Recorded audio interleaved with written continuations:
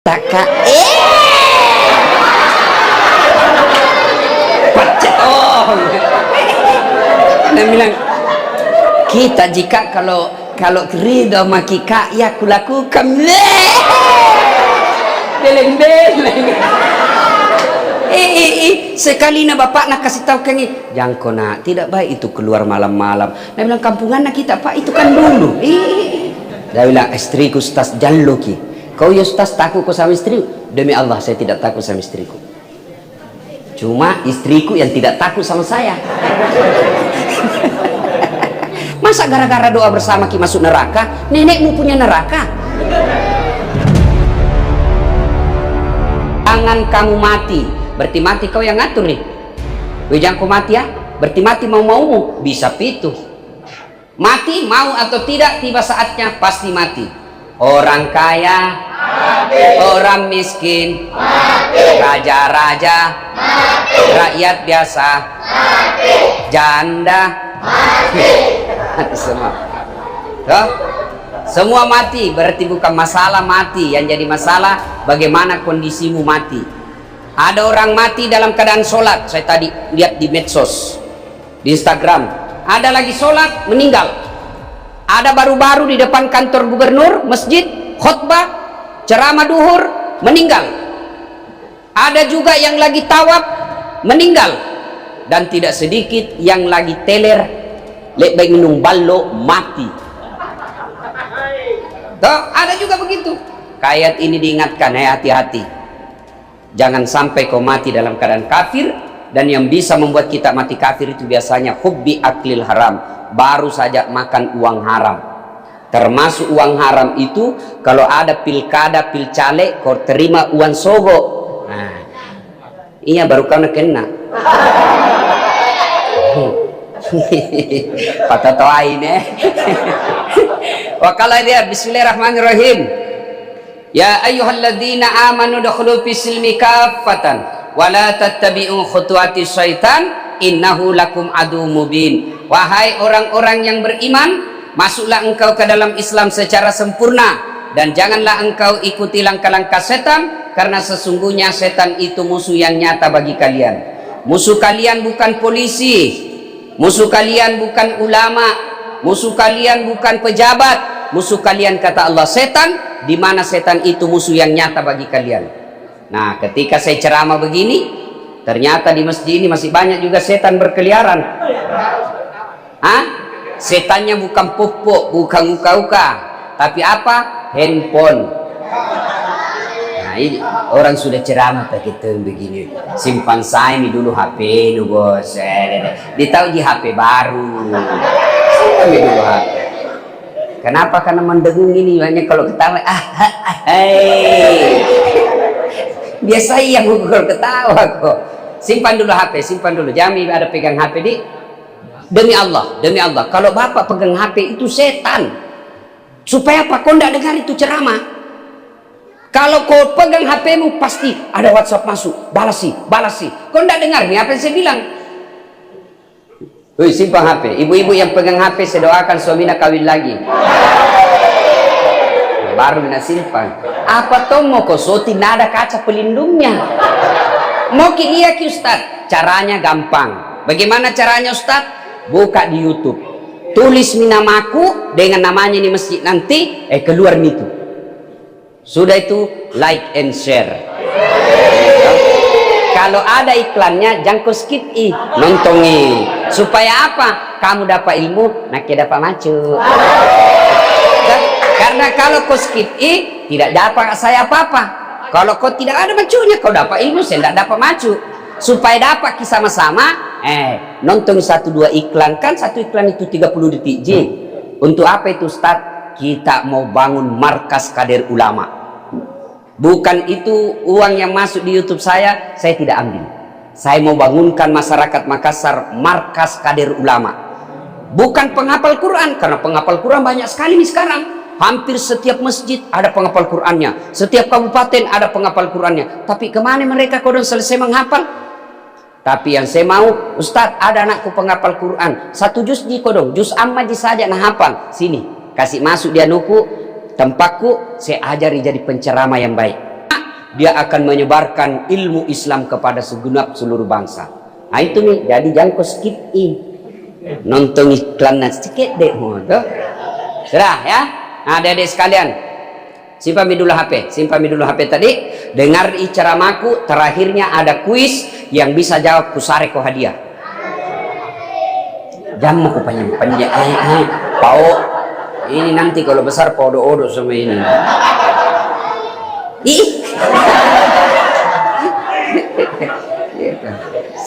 Jadi begini, suatu ketika saya diundang pergi ceramah di Tanah Bumbu. Bupatinya yang undang ke waktu itu, khutbah Jumat. Selesai saya khutbah Jumat, selesai berdoa, tiba-tiba ada orang datang, nah pegang pahaku, menangis sih. Dan Ustaz, doakan Kak. Kenapa Ki? Nah bilang, ini Ustaz bangkrut Kak dong. 4 tahun mak merantau dari Sulawesi, tapi 2 bulan terakhir ini habis. Sebelum Covid ini, bangkrut saya Ustaz. Coba dibilang bangkrut saja, enggak masalah. Tapi banyak utangku. Nah kejar-kejar mah ini orang di kampung ini, mau nak potong. Mau Kak pulang kampung, malu 4 tahun merantau, pulang bawa utang. Tinggal Kak, nah kejar-kejar ke orang. Tolong saya Kak dong, doakan saya, kasih saya amalan. Saya bilang, baik Pak, sebelum saya doakan Ki, sini Ki dulu, saya tanya Ki, jujur Ki jawabinnya? Jujur. Iya Ustaz. 1, saya tanya Ki, jawab Ki jujur. Bagaimana sholat tak selama ini? Dia bilang, itu nih Ustaz, Kajuma jiku pergi. Itu poin paling terlambat Kak datang, paling cepat pulang. Orang khotbah saya tidur. Saya bilang, 1 di dalam hatiku, 1 di salana. 2, saya tanya lagi, bagaimana penghormatanmu kepada orang tuamu selama ini? Dia bilang, selama saya merantau Ustaz 4 tahun tidak pernah Kak pulang kampung. Dalam hatiku itu 2 Pertanyaan ketiga, jawab dengan jujur. Bagaimana penghormatanmu kepada istrimu selama ini? Dia bilang, Ustaz, lebih kusuka istrinya orang daripada istriku. Jantung mah aku ribu anak-anak karusang orang tua ini. Sudah 4-3 Yang keempat, saya tanya lagi, bagaimana urusan zakatmu selama ini, selama kau jadi pengusaha? Lebih banyak ke panti pijat daripada panti asuhan. Sudah diam. Saya bilang, sudah jangan banyak pertanyaan, nabar masalah memang ini. Saya bilang, Dai, kalau mau Ki sukses, ini saja kita amalkan. Insya Allah. 1, perbaiki sholat tak. 2, ada rezeki tak, pulang kampung Ki, pergi Ki cari orang tua tak, cium kakinya minta maaf. 3, pergi Ki ke istri tak, minta maaf, cium pipinya, minta maaf kok. Tapi gengsi Kak Ustaz, saya sudah kalau gengsi kau pelihara itu gengsimu. Yang keempat, kalau ada masih sisa rezekimu, masih ada rezekimu yang tertinggal, aset-asetmu jual, bayarkan zakatmu yang pernah kau lupakan. 2 bulan saya kasih kau waktu, kalau tidak berubah kau punya hidup, telepon Kak Kak Ustaz Dasat pembohong. Itu saya bilang, karena banyak orang curhat, saya kasih saja itu Pak. Terapinya itu. Berlalulah. Jumat khutbah Kak belum ada. Tiba-tiba Jumat kedua setelah saya ketemu, bunyi teleponku selesai Kak sholat Jumat. Ustaz, masih kita ingat Kak. Dalam hatiku, siapa hari ini merasa ku ingat? Banyak nih orang telepon nggak? Tuh, itu Ustaz yang di Tanah Bumbu Kak. Yang itu hari, ku ingat nih. Maga nih Daeng, kan orang Bugis. Kenapa Maki? Nah bilang, alhamdulillah Ustaz, lunas mi utangku. Dalam hatiku, dia cepatnya nih, baru 2 minggu. Hebatnya ini, padahal saya kasih waktu 2 bulan. Alhamdulillah Ustaz, itu utang-utangku sudah miku lunasi. Dan itu mobil-mobilku itu yang begini, yang mau tarik orang, apa namanya itu? Eskapator atau bulldozer? Eskapator. Ini pernah Kak bayangkan, enak nih tuh kalau pergi Ki kuliah pakai mobil begini nih. Kalau macet Ki didorong mami mobilnya rem, minggir sedikit. Kau tahu itu Ustaz Dasat yang mana? Ada itu yang pakai eskapator ping mengajar. Ya? Dan alhamdulillah Ustaz, mobil-mobilku sudah kubebaskan semua yang nasita orang. Lalu dia bilang lagi, alhamdulillah Ustaz, ini minggu depan Sabtu, dia bilang waktu itu, saya ingat sekali, dia bilang Sabtu depan Ustadz mau kak ke Surabaya beli lagi mobil begitu. Beberapa saat kemudian ya dia telepon kak lagi, Ustadz mau kak lagi nih beli kapal penangkap ikan yang besar. Baru beberapa saat lagi dia telepon kak lagi, Ustadz saya mau ke Berau beli kebun sawit. Saya makin penasaran, hebatnya ini kok cepat. Saya tanyalah, memang setelah ketemu Ki bagaimana kan? Dia bilang, alhamdulillah Ustaz, setelah kita ketemu, sholatku bukan cuma 5 waktu, saya usahakan bangun sholat tahajud. Tidak sampai itu 10 hari, tidak sampai 2 bulan, baru 2 minggu dia lakukan. Apalagi setelah ketemu Ki itu Ustaz, saya pulang kampung, saya ketemu ibuku, dan sekarang setiap ada untungku pasti ibuku dulu saya kasih kalau ada rezekiku. Dan sudah juga minta maaf sama istriku, setelah ku cium pipinya ku peluk, ku sayangi sampai sekarang Ustaz. Dan alhamdulillah setiap ada penghasilanku selalu saya masukkan 2,5% dulu, baru saya masukkan ke bank syariah. Alhamdulillah. Ini kisah nyata bos, teh sinetron. Punya sinetron yang dia apapun itu yang kau percaya, pelen di rekayasa itu. Apa itu yang nonton orang sampai tengah malam? Mana bapak-bapak nonton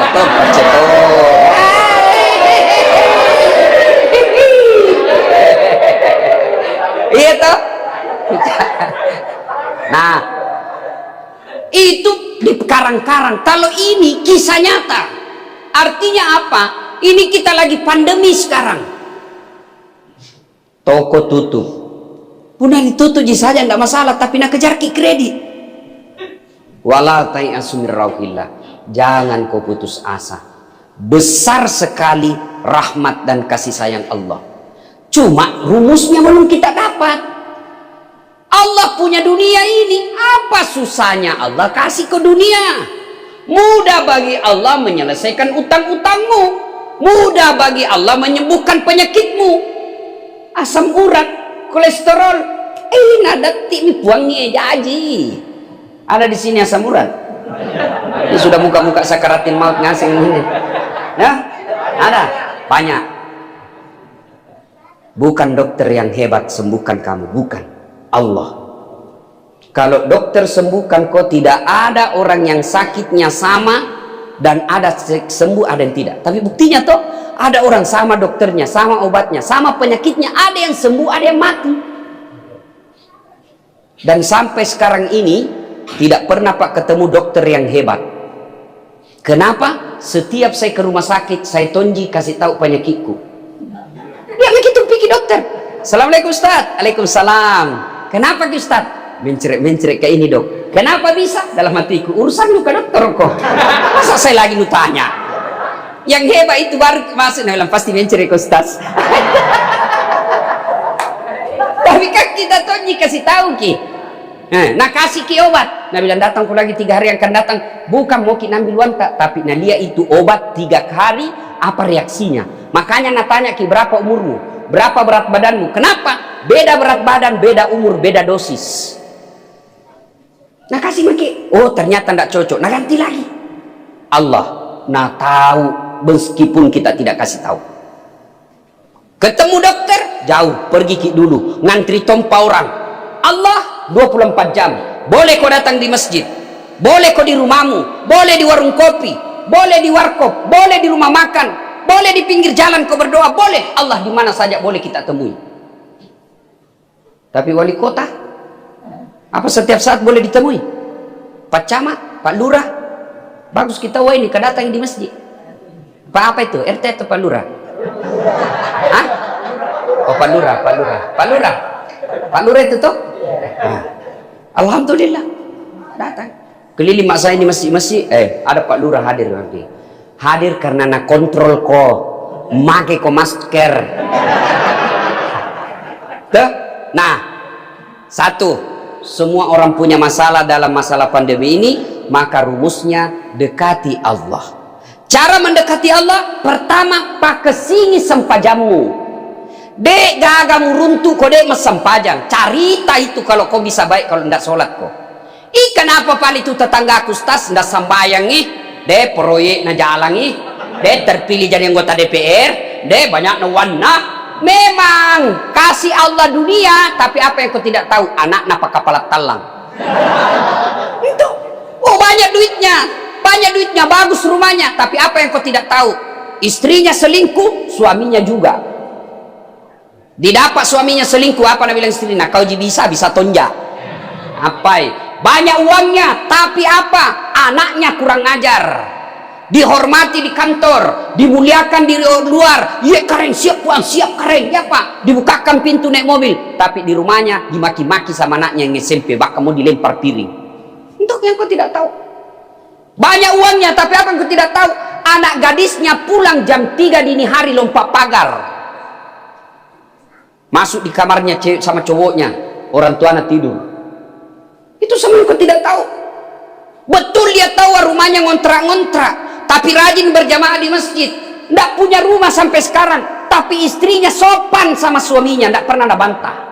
Allah kasih itu kenikmatan, matan nyawana.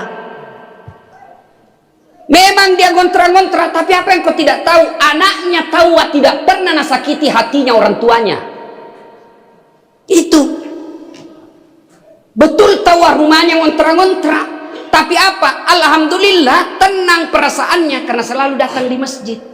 Maka ibu-ibu kalau banyak masalah di rumah tak, jangan mau kau cari kambing hitam. Lebih baik kau periksa sholatmu. Bagaimana sholatmu? Sembahyang jangan ke Ustaz. Tahu jangan kau sembahyang kau, tapi tidak ikhlas kau cika. Hayya 'alas shalah. Asar miside. Barusan kirasa sambayan duhur, ndak ikhlas. Saya sholat Ustaz, betul sholat kok tapi main-main. Allahu Akbar. Iyyaka na'budu wa iyyaka nasta'in.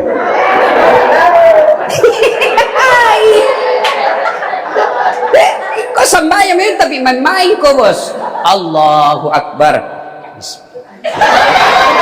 Apa sambayang taranu nu kecil? Entah. Maka kalau ada masalah rumah tanggamu, lebih baik kau koreksi. Kenapa sholatku? Bagus gini sholatku. Allahu Akbar.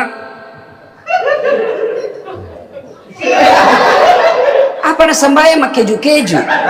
Ketawa gitu karena kita semua begitu toh. Maka bapak saudaraku yang saya muliakan, mari koreksi sholat. Koreksi sholat kita. Ingat, ketika kita sholat itu sibuk tong itu iblis, syaitan menggoda kita. Dia goda kita dengan handphone. Tuh, jadi kalau kau mau sholat itu matikan memang HP-mu atau simpangi di rumah, tenang itu. Karena saya alami. Kalau ada HP di sampingku, tidak bisa kak husu. Ketika mau bayar puasa, setan tidak terlalu berupaya menggagalkan.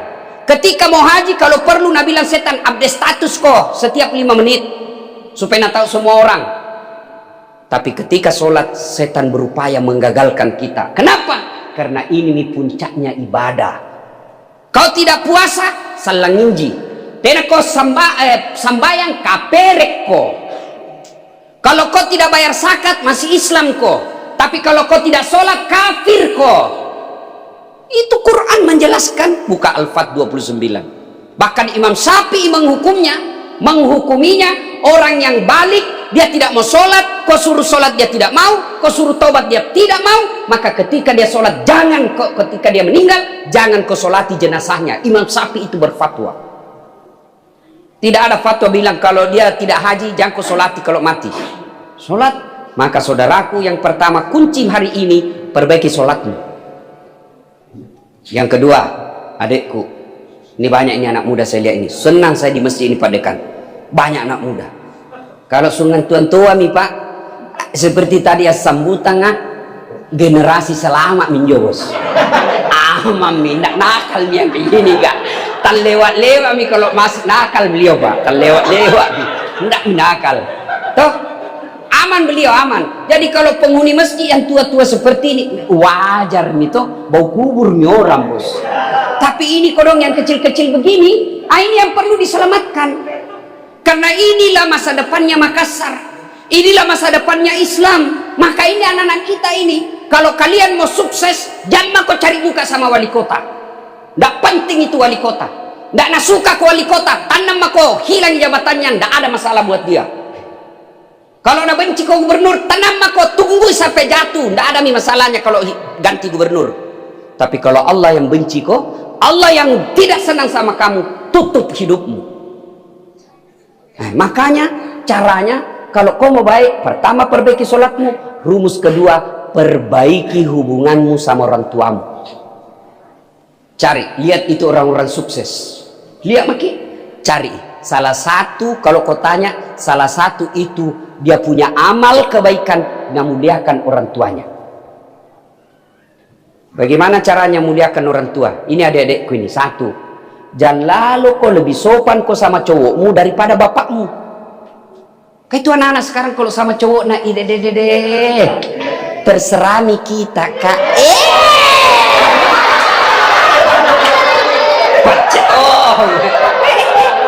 Dan bilang kita jika kalau ridho maki kak ya kulakukan.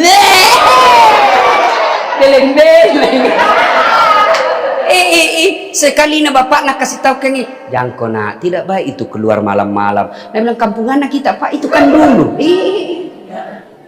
Sama cewek na sopannya.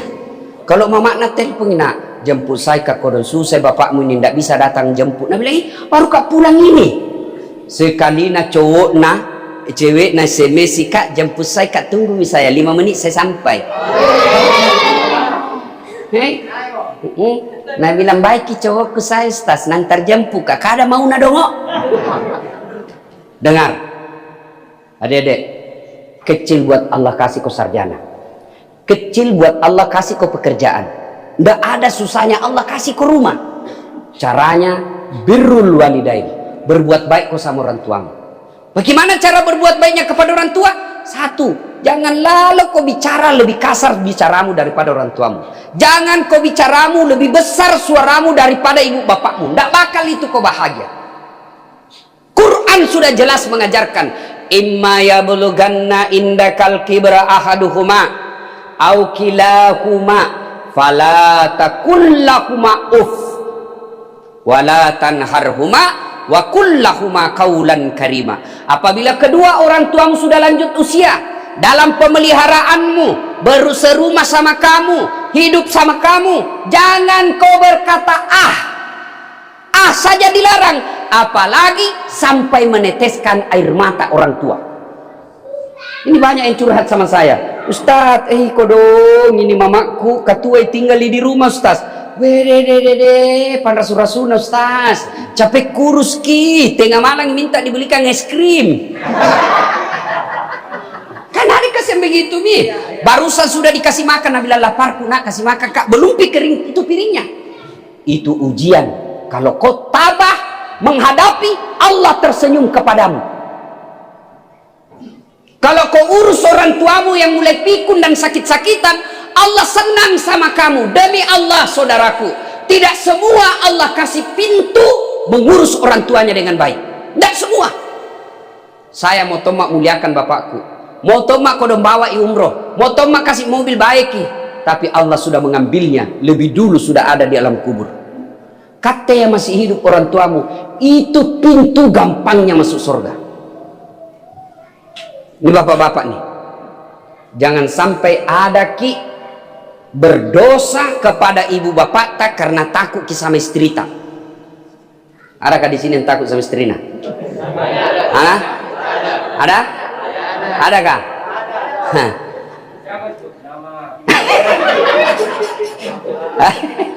Adakah? Dia bilang istriku Ustaz jalluki. Kau ya Ustaz takut kau sama istri? Demi Allah saya tidak takut sama istriku. Cuma istriku yang tidak takut sama saya.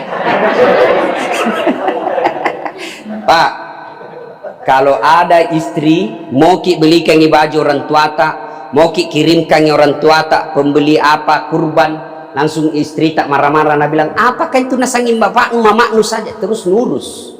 Kalau ada begitu kasih tahu ki, bilang kalau itu pikiranmu bulan depan ku bawa kau di kantor pengadilan agama, ku ceraikan kau baik-baik. Ngomong kau begitu supaya dia tidak kurang ajar keluar mulutnya. Apa mau dia kita takuti? Nah, untuk orang tua tak. Kalau untuk pacar tak ya wajar nah lempar ki. Tapi ini untuk orang tua tak, bos. Dia kasih sekolah ki, dia ajari ki hak-hak baik, dia yang ngajari ki ini salah ini benar, dia yang besarkan kita. Lalu itu istri, nah dapat ki sarjana memang maki, kerja memang maki, ada memang di rumah tak dia datang. Lalu dia mau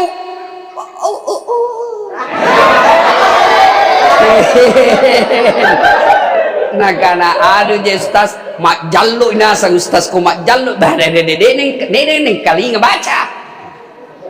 Kalau nak pecahkan piring, pecahkan toko piring, jangan kau mau diinterogasi sama takut-takut sama istrimu. Nah, pecahkan piring satu, pecahkan kau satu lusin. Kenapa? Piring boleh dibeli, harga diri sebagai suami tidak boleh dijanjal. Takbir. Yang takdir itu yang takut sama istrinya. Tuh, ayo adik-adik, satu, jangan bicaramu, suaramu lebih keras dari ibu bapakmu. Betul. Dua, patuhi perintahnya. Selama perintah itu tidak bertentangan.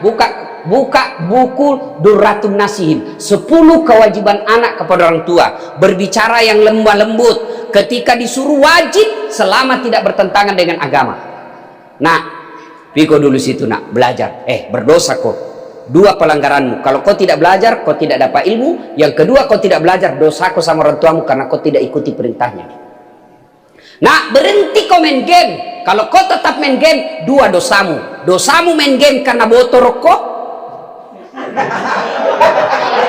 Nah, sekarang anak-anak, hebat tuh nih pak. Terima telepon nih, nah kasih begini teleponnya. Kita kan kalau terima kita telepon begini tuh, halo, dia begini pak, terima telepon. Halo, woi, sudah mikro transfer, yang 2M. Nah tahu ngasih cip pak motor kau tetap main game, dosa kau main game. Yang kedua, kau dosa durhaka orang tuamu karena kau tidak mematuhi perintahnya. Nah tuh resep kedua, baik-baik sama orang tua. Ustadz, saya belum bisa belikan mobil. Kalau kau belum bisa belikan mobil orang tuamu, jangan kau ganggu perasaannya. Saya rasakan dulu pak. Waktu saya sekolah kuliah, kalau pulang mak sama itu adikku namanya Lukman, sampai mak di kampung. Pertama aku buka dulu meja, kuliah nasi saja isinya dengan kelapa muda yang sudah diparut, dikasih garam dengan minyak kampung. Supaya dia gak duit nambok, gak ada warna apa ini. Saya bilang adikku sini kak. Jam mau kau biar kau kasih tahu membayar tidak dapat kau uang kau kasih susah juga pikirannya orang tua pula maki kita tahu urus diri tak di Makassar. Kalau saya tidak bisa prinsipku, kalau saya tidak bisa kasih uang bapakku, paling tidak jangan kasih susah pikirannya. Coba sekarang anak-anak nak kasih susah pikirannya orang tuanya, pikir apa nak kasih apa, nak kasih apanya itu rapornya orang tuanya, IP-nya berapa 1,1 4 cucu hidung. Wede baru gayana apa? Pakai soft lens, gigi nanakawa, pakai HP mahal, pret.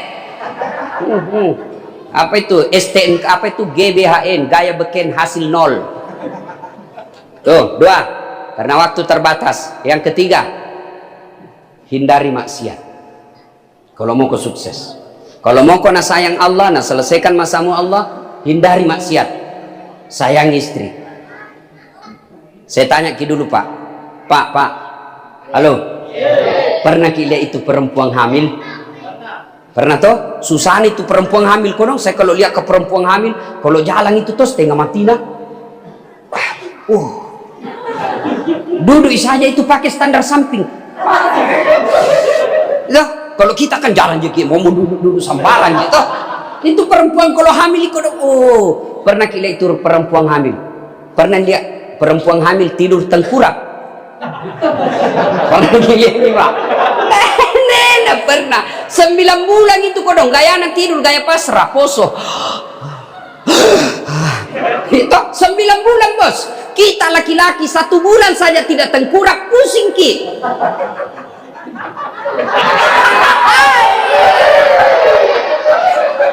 Nah, yang kedua, pernah lihat itu perempuan, ibu-ibu kan yang melahirkan. Di sinetron mau kita lihat, ada perempuan melahirkan senyum. Keluar kau nak.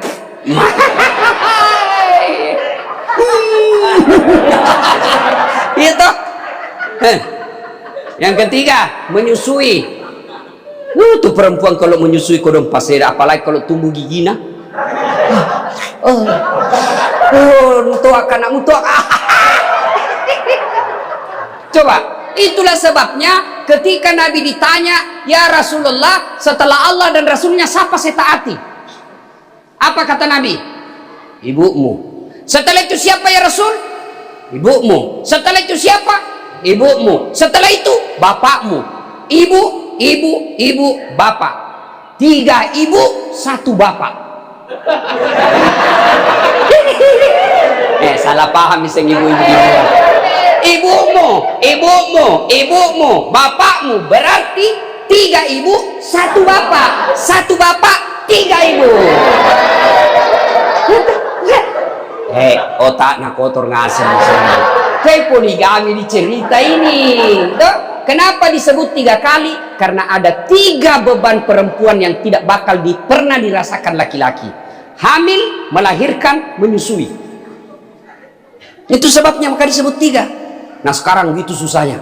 Sekarang bapak-bapak saya tanya ki, siapa yang mengandung istri? Siapa? Ibunya. Siapa yang melahirkan istri? Ibunya. Siapa yang susu istri tak? Ibunya. Sekarang siapa yang ikuti? Suaminya. Nggak ngikuti tuh bapaknya kalau nyandak kampung di Sopeng, nah tinggalkan. Sakit bapaknya sama ibunya, nah bilang suaminya, jami dulu nak, jami pergi dulu dek, ini anak tak lagi susah juga. Nah telepon itu ke orang tuanya, oh Indo mak dampak kak kasih melak dekat lisu tapi anakku kasih tesen itu apa, nah bilang ibunya, enggak apa-apa ji nak, enggak sakit ja ini, sehat ja nak, urus mah ke rumah tanggamu, jangan kau pikir bapakmu saya bisa urusi. Saya waktu pertama terima gaji sebagai PNS, saya belikan itu emas bapakku, mamaku saya belikan gelang, lalu saya bawa pulang. Saya kasih ibu saya. Nah bilang bapakku, saya masih bisa ongkosi mamamu. Itu gajimu, bawa ke pulang nikmati sendiri. Itu hasil jeripayahmu selama ini. Coba itu orang tua. Kalau ditelepon itu tidak pernah merasa Nabi bilang, susah hidup. Enggak. Selalu kita yakinkan bahwa jangan kau pernah pikirkan saya di orang tawam di kampung, pikir mako dirimu, kami bisa urus di kampung ini. Itulah orang tua. Maka adik-adik, kalau mau sukses, muliakan orang tua, hindari maksiat, muliakan istri. Lihat kodong istri tak di luar lihat kodong. Nah tinggalkan orang tuanya di kampung, ikut sama suaminya meskipun suaminya tukang tipu. Berapa banyak perempuan yang curhat sama saya, yang pernah paling mengiris hati saya waktu perempuan curhat penyakit kanker. Ustadz, saya ini kasihan diponis kanker nih. Kita tahu orang kalau stres Ustadz, makin berat penyakit, makin cepat itu kanker menyebar.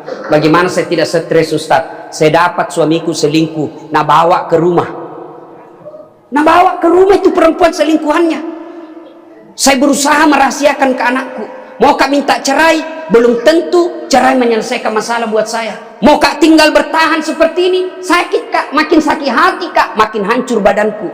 Coba bayangkan, itulah perempuan. Maka bapak-bapak bukan laki-laki terhormat bagi mereka yang menghina istrinya.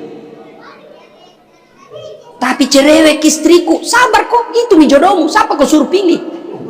Nah bilang baiki dulu, kau salah. Kenapa? Baik dulu, sekarang menjadi tidak baik, berarti kau gagal didik istrimu. Baiki dulu sebelum saya nikahi, berarti bapaknya sudah didik dengan baik itu anaknya, kamu yang gagal didik anaknya orang. Dan ingat pak, kalau istri tidak sholat, istri dipakai jilbab, istri tidak puasa, bapak nanti dicari di akhirat sebagai suaminya. Mana ini suaminya ini? Kenapa bisa istrinya tidak pakai jilbab? Kenapa bisa istrinya tidak ganti puasanya? Kenapa bisa istrinya tidak puasa? Kenapa bisa istrinya tidak pakai jilbab, tidak sholat? Mana suaminya? Makanya jangan selalu berpikir Pak. Satu saja setengah mati kau ditanya nanti. Maka kau juga ingat jantung kau cewek. Kali tanggung kau ini dunia akhirat.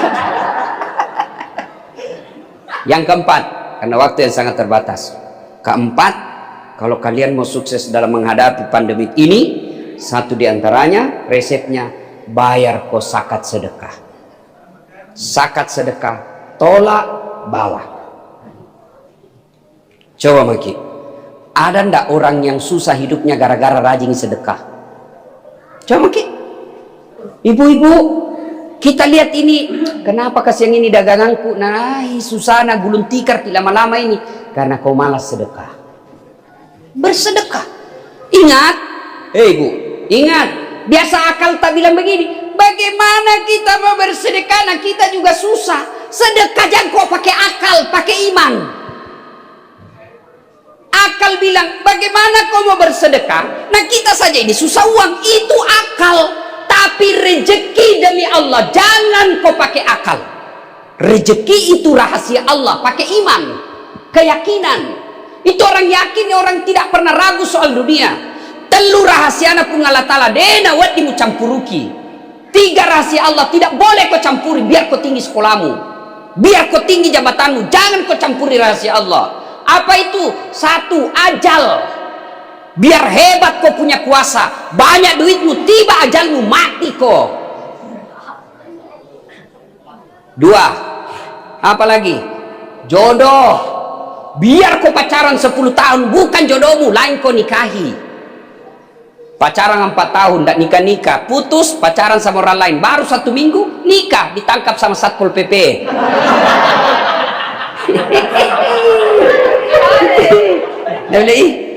Jelek na suaminya, baru cantik na istrinya, jodoh na orang bos. Rahasia Allah. Yang ketiga, rezeki. Jangan mau kalkulator. Makin mau kalkulator itu penghasilanmu, makin susah rezekimu. Kenapa? Kau sangka buruk kepada Allah. Allah Maha Kaya. Kan biasa kita tidak mau bersedekah karena kita bilang apa? Bagaimana bulan depan? Kamu yakin masih hidup bulan depan? Kamu yakin Allah tidak kasih kau rezeki? Sedekahkan. Bulan depan Allah Maha Kaya. Yang Allah tidak mau kalau kau cuma tinggal di masjid berdoa, tidak mau kau bekerja. Harus ada sumbernya, ada harus sebabnya masuknya itu rezeki. Ya Allah, bukakan pintu rezekiku, ya Allah tambahkan rezekiku, tapi tidak pernah kau bekerja. Memangnya ini dunia film karton? Tiba-tiba datang uang jatuh, tidak mungkin. Bekerja itu bisa jadi kau sambungkan silaturahim, bekerja itu bisa jadi kau bantu tetanggamu. Hari ini tidak nak kasih kau, tiba-tiba bulan depan bapak rezeki nak kasih kau. Sedekahlah, bayar zakat, keluarkan sedekah, tolak bala. Kata Nabi, siapa yang mau dipanjangkan umurnya, dimurahkan rezekinya, tertolak dari bencana, maka hendaklah dia bersedekah. Bersedekah. Maka ibu-ibu, mulai pekan ini, hari Jumat, ibu, hari Jumat, kirim maki uang ke celengan, kasih suami tak, Pak, ada jitu celengan untuk di masjid, ada juga kita bawa, ada jibu, ini saya juga ini. Coba diamalkan, jangan cuma suami tak menyumbang. Ibu tidak pernah, nanti suami tak masuk surga, ibu masuk neraka. Adik-adik, belajar kau bersedekah di masjid. Meskipun cuma 100 perak, Allah tidak melihat berapa banyaknya, tapi Allah melihat berapa kuat imanmu untuk bersedekah dan yakin Allah Maha Kaya. Ini 4 rahasia. Coba diamalkan. Perbaiki sholat, muliakan orang tua, hindari maksiat, muliakan istri, bayar zakat dan sedekah. Kalau ini kita amalkan, catat bagaimana perubahan hidup yang kita alami. Sudah miku lakukan Ustaz? Kenapa Allah masih susah ini kurasa hidupku? Berapa lama mi? 2 bulan mi Ustaz. Baru 2 bulan. Itu Nabi Adam pisah sama istrinya, berdoa kepada Allah supaya dipertemukan. Berapa lama dia berdoa baru dikabulkan? bilangan tahun. 200 tahun baru Allah kabulkan. Nabi Musa supaya diselamatkan Bani Israel, berapa tahun baru dikabulkan? 60 tahun lebih. Nabi Zakaria minta anak, ya Allah berikan saya anak, usianya 21 tahun. Kapan dikabulkan? Usianya 80 tahun. Nabi Muhammad berdoa supaya dipindahkan kiblat, berapa lama baru dikabulkan? 18 bulan. Kate berdoa pagi, mau kau dikasih besok sore. Nenek lupa tak. Terkopak kepala telang. Ya. Dalam berdoa tentu ada sabar. Sabar. Kalau Allah tidak kasih ki, berarti bukan itu yang baik. Ini contoh. 2013, Nake ikut tonga pilkada. Masih ada timku kayaknya di sini kan? Dan Stas, amam itu Stas. 5 suara di rumah, datang serangan pajar, ada hilang.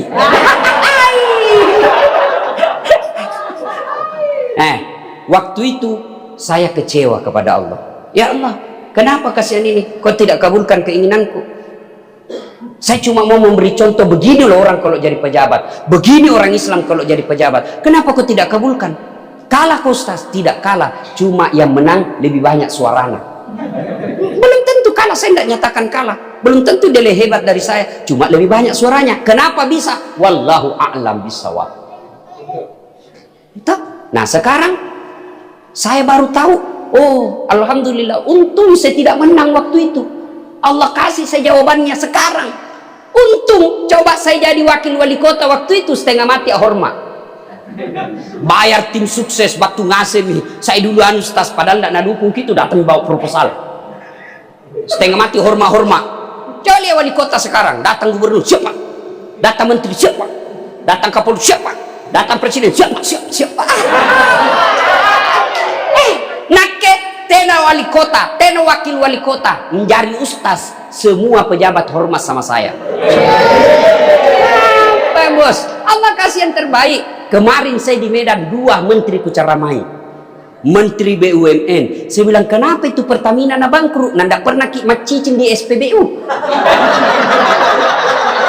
Pusing, tidak tahu jawab. Gimana? Kalau Garuda bangkrut ya wajar, biasa terbang kodong tak 10 ji penumpangnya. Kalau SPBU mana ada orang ngutang? Nggak pernah Pak, bayar dulu, start dari nol. Kita mulai dari nol. Dan saya tidak dari nol, saya dari Sopeng. Iya toh? Saya ceramah di depannya Pak. Hormat. Coba saya jadi wali kota kapan? Inake hormat Pak. Diperiksa KPK, diperiksa polisi. Nake sekarang kucaramai ke polisi Pak. Jantung kolawang itu polisi bos. Susah hidupmu kalau kamu musuh polisi. Nak carikan kau pasal. Ajak kalau aku, apa salahku Pak? Tunggu dulu baru ku carikan ku ini. Makanya polisi juga jangan musuh ulama. Karena kalau kau mati siapa yang kapani kau? Kapolres pun upah. Maka yang baik ulama, doakan polisi menjadi polisi yang baik. Polisi lindungi ulama. Kita bersinergi kerjasama membangun NKRI. Nah, ibu bapak saudara-saudara sekalian, terakhir sekali. Terakhir, saya mau tanya dan tolong dijawab. Yang bisa jawab saya kasih hadiah. Ya? Pertanyaannya, kalau saya bilang saya tidak makan, jawab. Kalau saya bilang saya tidak makan, apa artinya? Angkat tangan, jangan langsung jawab. Angkat tangan, apa dia? Saya tidak makan. Angkat tangan. Mana itu hadiahnya? Mana? Sebentar pi di rumahnya Pak Sakir ku kasih kau hadiah. Kau dulu. Saya tidak makan, apa artinya? Lapar. 1. Cocokin jo kira-kira. Bapak, saya tidak makan, apa artinya? Lagi kenyang. 2. Siapa lagi? Saya tidak makan, apa artinya? Tidak nafsu. Nafsu makan. Yang baju sana, saya tidak makan, apa artinya? Lagi puasa. Saya tidak makan, apa artinya? Puasa sama tadi. Tidak ada yang mau dimakan. Tidak suka. Cocok semua itu. Baru satu kalimat. Saya tidak makan. Apa artinya? Bisa jadi haram. Saya tidak makan, bisa jadi saya puasa. Saya tidak makan, bisa jadi saya tidak suka. Saya tidak makan, bisa jadi saya kenyang. Saya tidak makan, bisa jadi saya alergi. Saya tidak makan, bisa jadi ya, tidak lapar. Tidak lapar sama jika nyambos. Nah, apa maknanya? Adik-adik yang baru belajar agama, jangan kamu kaku dalam melihat dan menyaksikan sebuah ceramah. Apalagi kalau kau lihat teks-teks hadis, jangan kau cuma lihat kalimatnya, tapi cari kau sarahannya, pembahasannya. Kan sekarang ini banyak anak-anak kodong radikal ki dalam beragama, tidak mau menerima perbedaan pendapat. Contoh, yang doa bersama selesai sholat jamaah. Itu ada yang bilang itu Nabi tidak pernah lakukan, itu sesat. Jangan kau bilang sesat, bilang kau saja memang Nabi tidak lakukan, tapi kalau mau kau lakukan, lakukan mi. Jangan kau bilang orang sesat. Sesat ke itu kan masuk neraka, bos. Masa gara-gara doa bersama ki masuk neraka? Nenekmu punya neraka. Ada juga yang begitu. Maka yang baik, kalau kau tidak setuju sama itu orang, begini tadi, kenapa ada perbedaan pendapat? Karena beda-beda ulama menafsirkan itu hadis. Itu saja tadi, saya tidak makan, berapa artinya? Coba, itu sudah berapa artinya? Apalah, kenapa dulu hadis tidak sama semua maknanya? Apalagi masalah-masalah fikih, bukan hukum, itu beda-beda ulama menafsirkan, maka ada disebut imam mazhab. Kenapa berbeda mereka? Karena tulisan yang dilihat tidak ada videonya, tidak ada fotonya. Maka memaknai sebuah kalimat perlu ilmu balaghah, ilmu tata bahasa. Maka jangan kok kaku belajar agama. Sekarang anak-anak kodong baru baca buku, satu suka, nasuka ustaz, ndak nasuka mi ustaz yang lain. Lebih banyak ustaz kau dengar, lebih banyak buku kau baca, lebih luas wawasanmu. Namanya lebih luas wawasan, maka kita insya Allah lebih banyak kita lihat. Jangan kau seperti pepatah mengatakan, apa itu pakai kacamata kuda. Apa itu kacamata kuda? Lihat itu kalau kacamata kuda, kalau di sini toh ndak bisa ke sana. Itu saja lihat terus. Ada kayu di sini, ndak bilang tidak ada, bukan tidak ada, ndak nu lihat ki. Begitu mestinya adik-adik belajar agama. Ya, contoh lagi ayat la ikraha fid din, tidak ada paksaan dalam beragama. Itu ayat itu. Tapi kalau kau tidak baca sejarahnya yang disebut asbabun nusul, kalau kau tidak pelajari pembahasan dari ulama, maka salah kok, pasti salah. Wih, kenapa kan tidak pikir sampai Jumat? La ikraha fid din, tidak ada paksaan dalam agama. Salah ayat kuntu. Ya, apa maknanya? Selesai kita dengar ceramahku ini, kalau ada yang kita dengar pendapat ulama, bukan berarti pendapat itu salah, tetapi dia punya sudut pandang yang berbeda dengan saya.